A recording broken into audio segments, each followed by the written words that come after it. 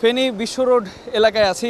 দেখতে পাচ্ছেন ভাসছি রাস্তার উপরে, ঢাকা চট্টগ্রাম মহাসড়কের উপরে পানির যে অবস্থা, পানির তোপটা একটু দেখাতে চাই যে প্রচুর পরিমাণে পানির স্রোত। এই স্রোত ভেদ করে মানুষজন নিরাপদ স্থানে যাওয়ার কিন্তু চেষ্টা চালাচ্ছে। ডান পাশে রশি বেঁধে দেওয়া হয়েছে, সেই রশি ধরে মানুষ যাতায়াত করছে। এখানে বিশেষ করে বৃদ্ধ যারা আছেন, যারা বাচ্চা আছেন, যারা নারী আছেন, তাদেরকে রেস্কিউ করার চেষ্টা করছে। সব ধরনের মানুষকেই রেস্কিউ করার চেষ্টা করছেন, কিন্তু নারীদের এবং শিশুদের, বৃদ্ধদের তাদেরকে কিন্তু বেশি প্রাধান্য দেওয়া হচ্ছে। এছাড়া রাস্তা কিন্তু সম্পূর্ণরূপে তলিয়ে গেছে, এমন পানির স্রোত, সেই স্রোতে দাঁড়িয়ে থাকা মুশকিল।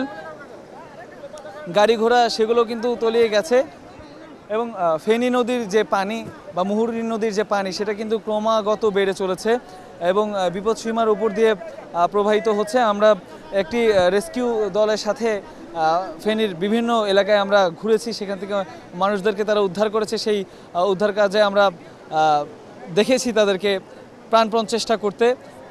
আমরা যখন যাচ্ছিলাম বিভিন্ন জায়গায়, সেখানে আমরা যেটা দেখেছি যে মানুষের বাঁচার জন্য যে আর্তনাদ এবং খাবার, বিশেষ করে পানির যে সংকট, সেটা কিন্তু রয়েছে।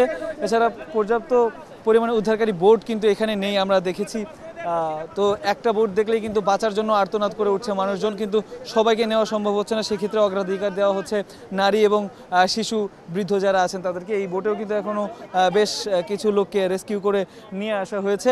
ঢাকা থেকে আসা একদল বেসরকারি বিশ্ববিদ্যালয়ের শিক্ষার্থী এবং স্থানীয় কয়েকজন যুবক মিলে কিন্তু এখানে এই উদ্ধার কাজ করছে এবং বিভিন্ন জায়গায় বিভিন্নভাবে, বিভিন্ন উদ্যোগে মানুষজন কিন্তু দেশের বিভিন্ন প্রান্ত থেকে এসে ত্রাণ সহায়তা দিচ্ছেন এবং উদ্ধার কাজ করছেন।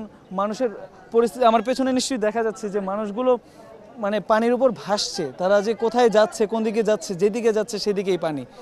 মনে করছে হয়তো বা সামনে গেলে পানি একটু কম থাকবে বা পানি নেই, কিন্তু যত দূর যাচ্ছে, আমরা যত দূর আসলাম, তত দূরই আসলে পানি। এই মানুষগুলো ঠিক কোন দিকে যে উঠতে পারবে, নিরাপদ আশ্রয় আদৌ পাবে কিনা সেটা তারা জানে না। তবুও এগিয়ে চলা এবং স্রোতের তোপে তাদের কিন্তু এগিয়ে চলা বেশ কঠিন, কষ্টসাধ্য হচ্ছে। আপনারা দেখছেন এখানে নারী পুরুষ থেকে শুরু করে শিশু, বাচ্চা, তাদেরকে কিন্তু ভাসিয়ে রাখার চেষ্টা করা হচ্ছে।